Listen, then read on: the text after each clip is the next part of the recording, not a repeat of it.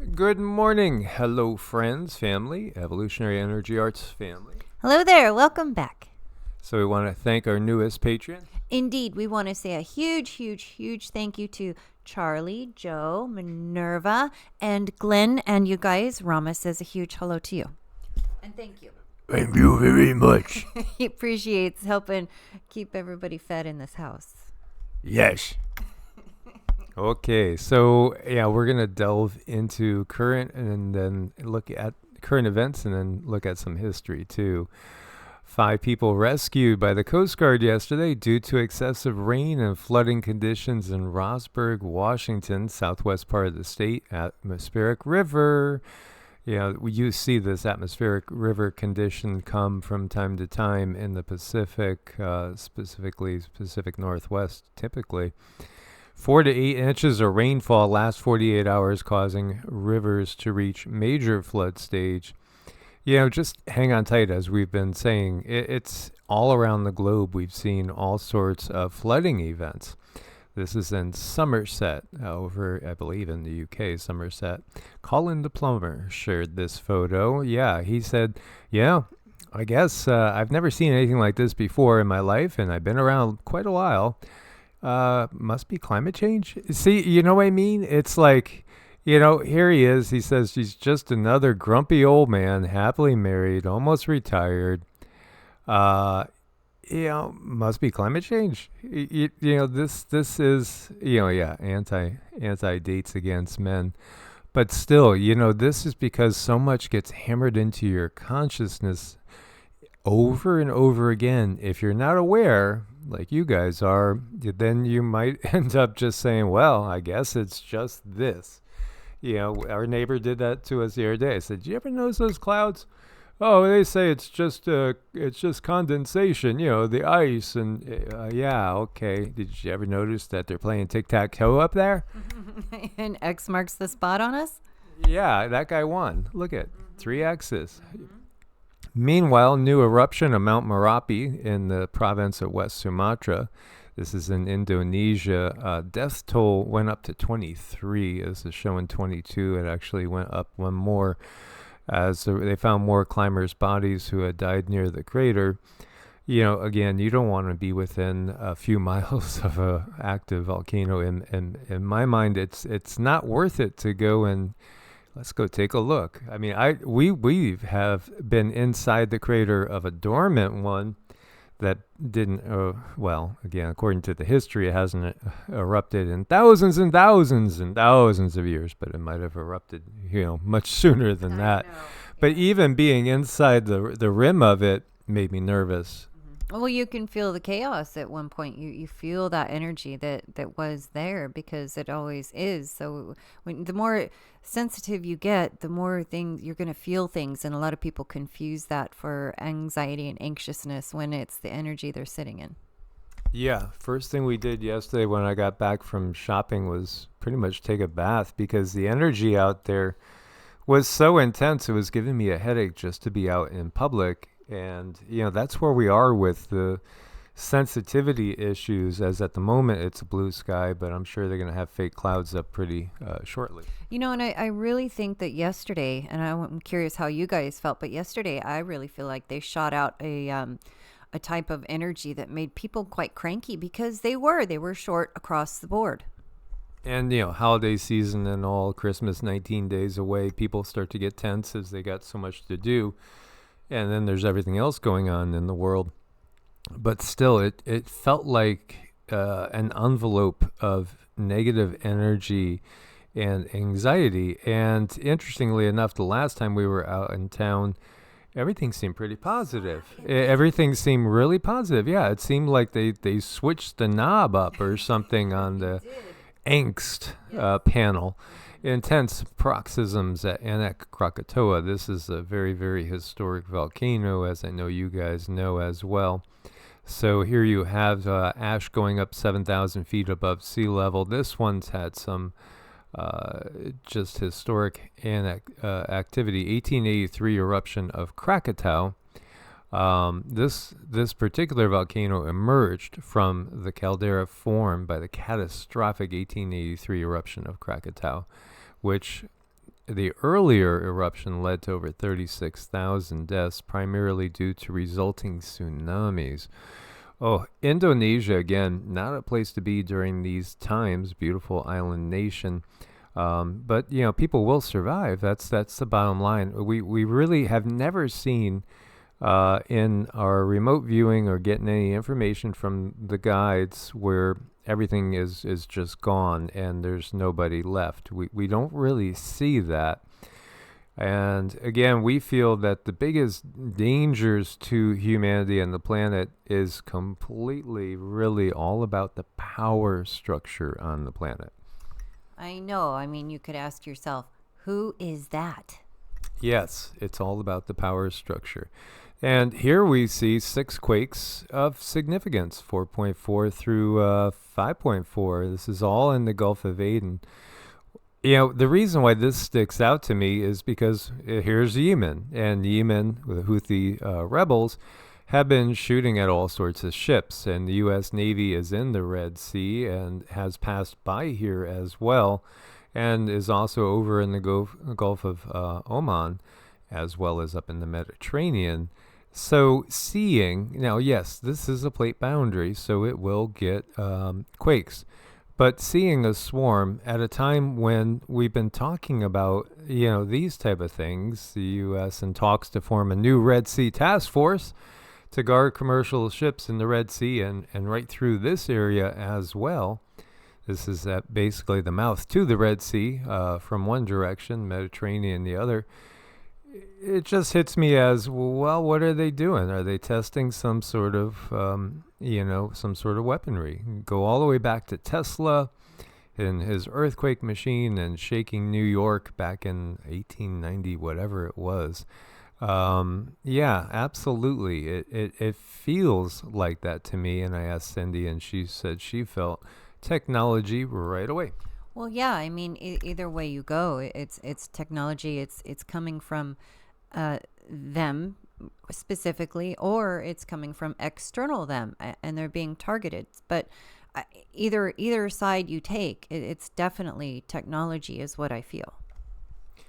And, in case you missed it, this is looking at the last month, about 700 quakes here in Hawaii, including one that was up in the 5s, buried in there in case you've missed it. The point is just that there's absolutely some increased activity going on, but I really think you're going to be looking at a big peak come spring. I think the spring is going to be the one that is for the record books when it comes to earthquake activity. And so Cambodia's Ream Naval Base, new Chinese Trojan horse.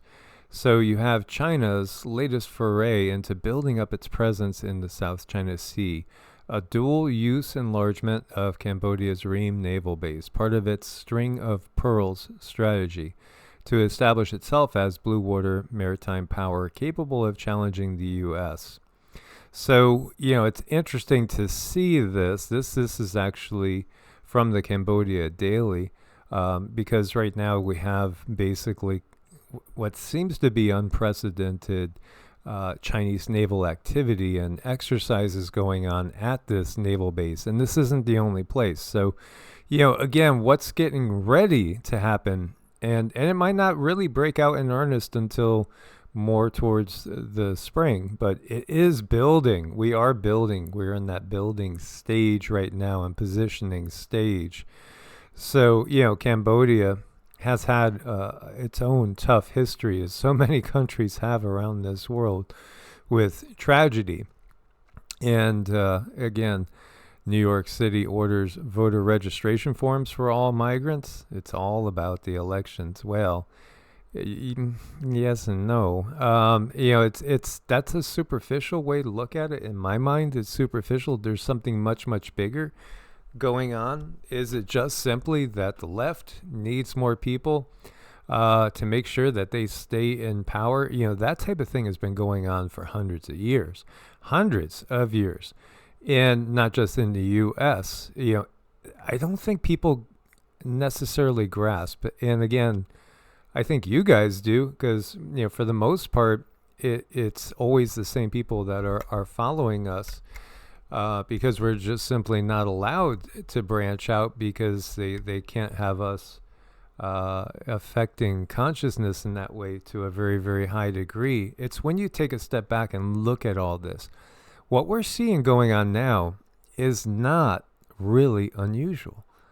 And you might say, what? I've never seen anything like this. This is crazy. This is the destruction of, life as we know it in the U.S.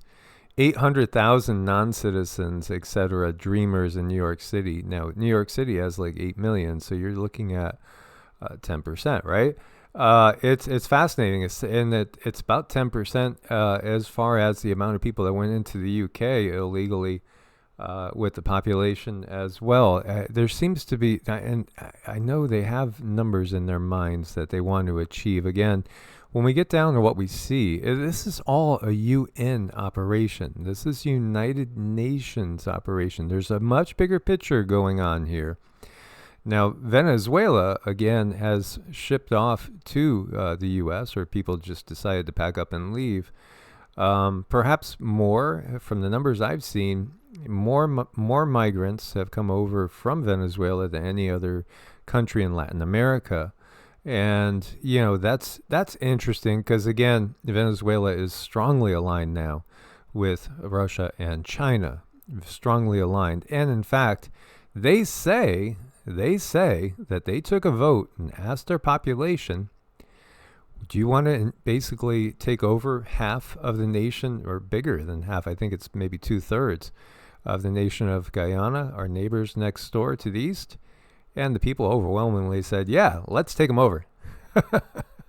98% of Venezuelans overwhelmingly approved on Sunday the annexation of a new state, which accounts for 3/4 of Guyana's current landmass. Yeah, I was underestimating that. While Guyana objected to the vote and called it illegal, international observers have questioned the election results. Well, 98%, yeah, that's shooting a little high, guys. If you really want to convince people, say maybe 60-something%, might be a little bit more believable. And people will say, well, what do you want? It's Venezuela. It's just a puppet regime. They're all puppet regimes. This is the bottom line.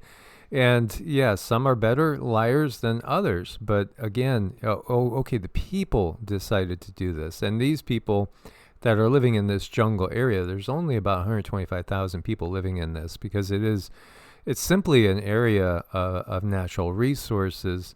Without a lot of people, they will become Venezuelan citizens. The reality is, think about this. Think about how many people have lost their lives fighting against becoming a citizen of another nation, because that's really what we're doing when we're at war, right? We're saying, no, I want to stay in this nation, or no, I want change, one or the other, and I want to try a new system. But there is no new system. This is the reality, really. I mean, when we look to history, one dictator replaces another, or we go through this cycle where you have the illusion of democracy, but it's not really a democracy. It's all an illusion, but what is real? It's the pain and suffering and the tragedy. It's real. Look to Irish immigration, because, this is from my mother's side. My mother's side. This is why we came over when we did, from Ireland on my mother's side. Ireland is the 3rd largest island in Europe, however, no larger than the state of Maine, able to suffice, according to this article, at most 8 million people. So basically about the size of New York City.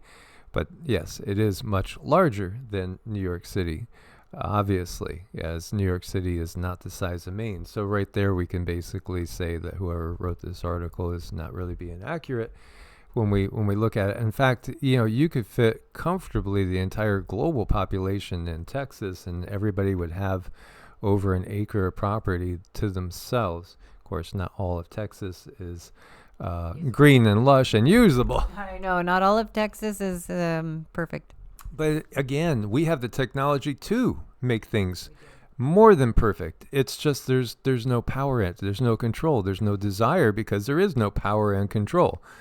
So, don't forget, in the 1840s, nearly 2 million Irish immigrants came to the United States because the Great Famine left thousands of Irish with no food, no money, and no clothes even. I mean, and this is not the place to be naked and starving.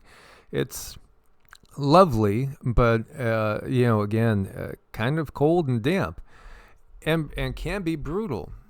So ultimately, you between 1820 and 1880, about 3.5 million Irish people entered the United States.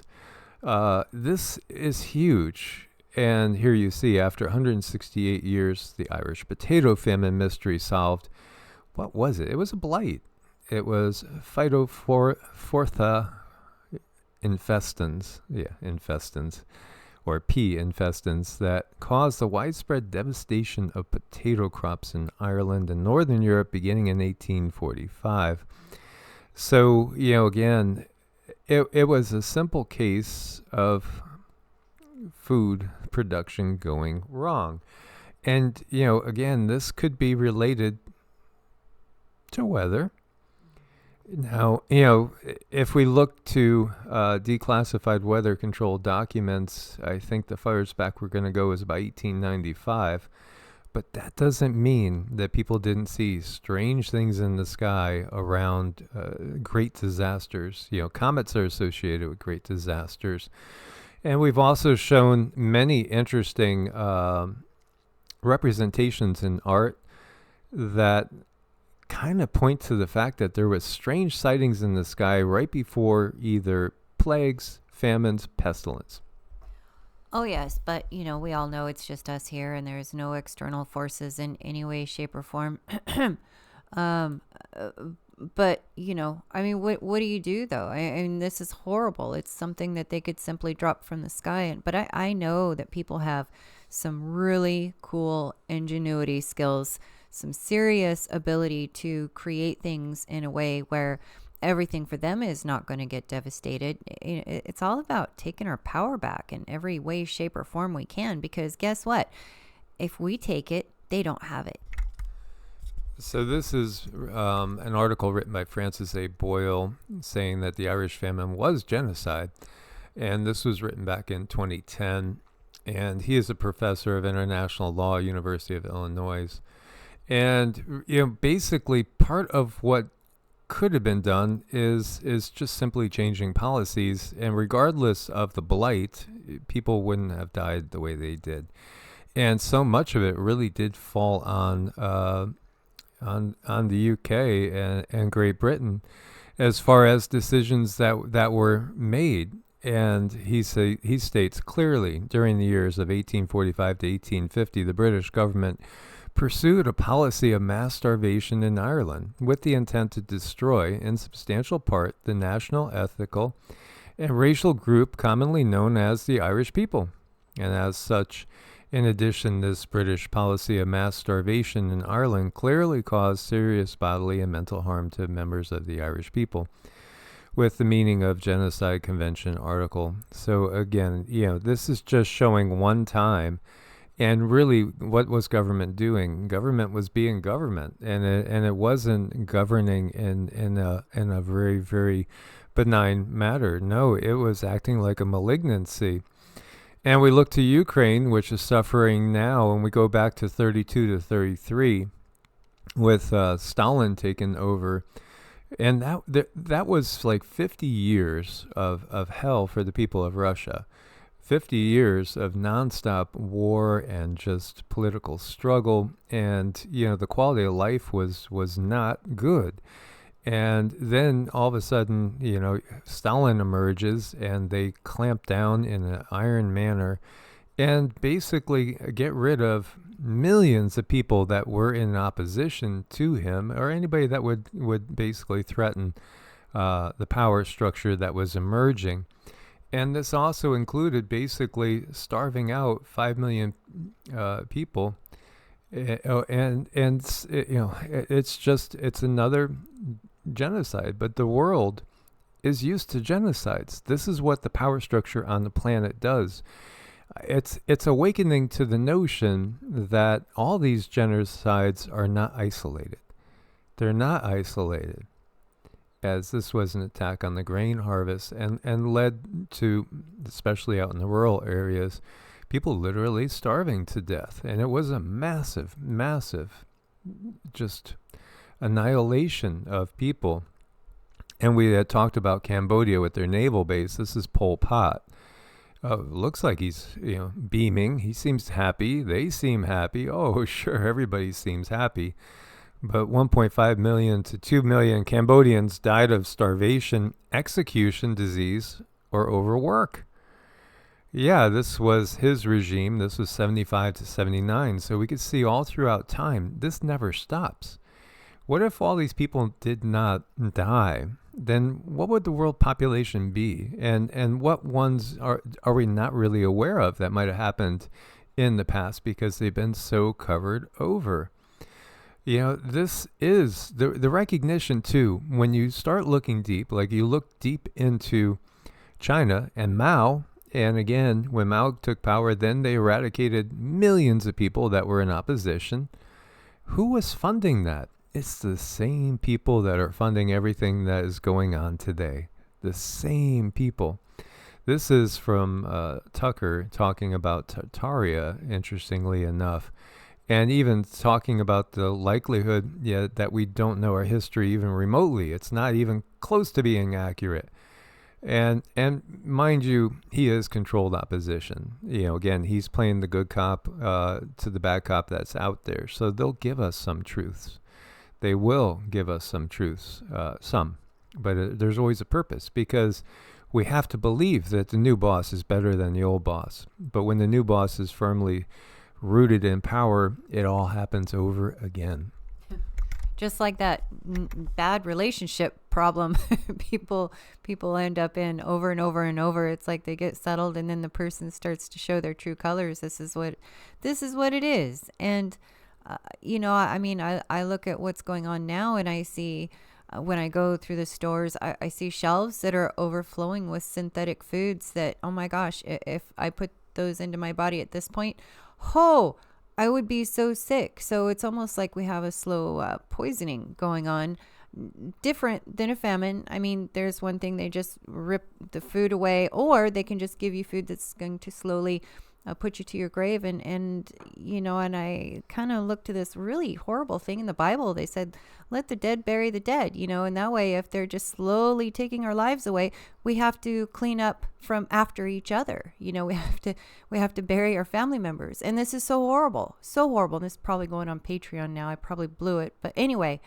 this is what I see, and I don't like it. And you look at Tucker Carlson, I love everything he says. I mean, it's great. It's wonderful. But the same people behind him are the same people that are behind Gil Bates and the Sickle Maker. I mean, it's all the same. Again, it's getting you ready to accept a new boss that is it's gonna be the same as the old boss. People thought there's nothing worse than the Tsar in Russia. Look what he's done, and look at the royal family. They think they're so pompous. And then they replace him ultimately with Stalin after the Lenin and again, there's this transition that happens, but ultimately what happens? It's a totalitarian society. Sometimes, you could say the free world. There is no free world.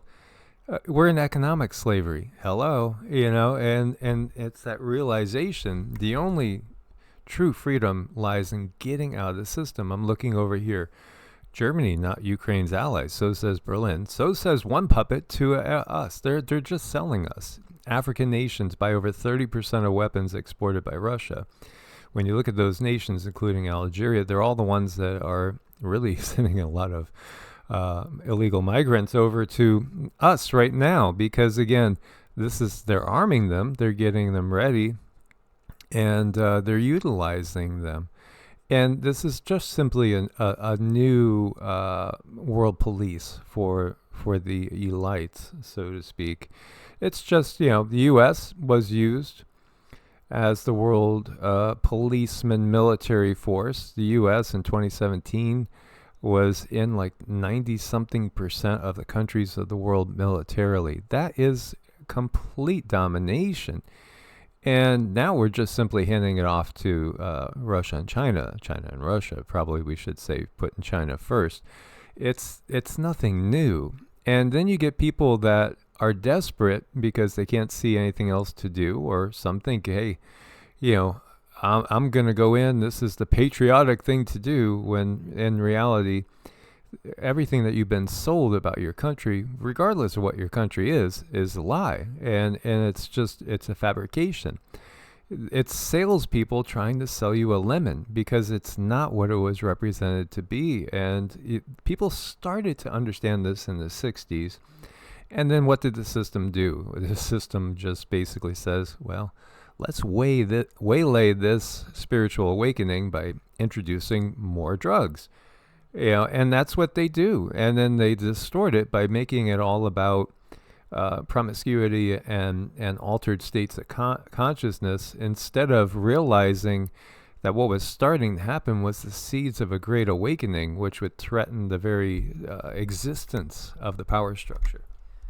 It is, and it's so sad. And it is that spiritual awakening that they tap into, and they kind of turn it to a direction that it's favorable for them. So you can see these people have very huge hearts, and they're feeling that they're doing the right thing because they're they're giving away what might be theirs for a bigger purpose. And this is growing spiritually. But then there's another entity harnessing that type of energy and redirecting it for their own purposes. And people just simply cannot see it until they see it, because they're following their heart and their soul. So this is probably one of the more heartbreaking things that I see over and over and over, is people doing something for a bigger purpose and then finding out later, that wasn't, what I thought it was. And then you have to go through this whole process of anger and resentment and distrust, and then you stand on this shaky ground for so long because you thought something was right. You believed every fiber of your being you were doing the right thing, but now it's not. So what do I trust? What do I believe? And that goes on for a while. So this definitely causes a lot of trauma. Yeah, and a lot of people still just don't understand that what they do trust and believe in the most is no different than a political speech. It is a political speech, and it's used as that type of tool, and still controls the minds of the masses. So again, we got to wake up. We have to get out of the system as much as possible. We have to point all these things out to people. Never give up on trying to awaken the masses, because this time is a little different in that their absolute control over the planet will not stay that way. There's going to become what's going to be thought of as breakaway civilizations. They're going to break off and choose to, albeit it might be a little tougher outside of the cities in some ways than inside these cell cities, these smart 15-minute cell cities where everything will be provided for you. But again, you will have no semblance. They won't even speak about freedoms. Again, you're going to own nothing. That's another way of saying you're slaves. That's so clear. That is exactly what they are saying. You're going to be slaves, and you're going to like it or else. But it's time for us to learn our lessons and to roll with the punches, and to recognize that we don't have to stay in this system. We could find alternatives. Step by step, we can do it. These two are super cute. We just have to, work with one another, understand that where you're there for a very good purpose. You're there to awaken anyone else who wants to awaken. And then when it's time for you to go, it's time to go. But we are all here to create that energy where we can help one another. We can connect with one another, even if it's only energetically, and help raise each other up. As always, guys, thanks for your support. Source bless, and namaste. Namaste.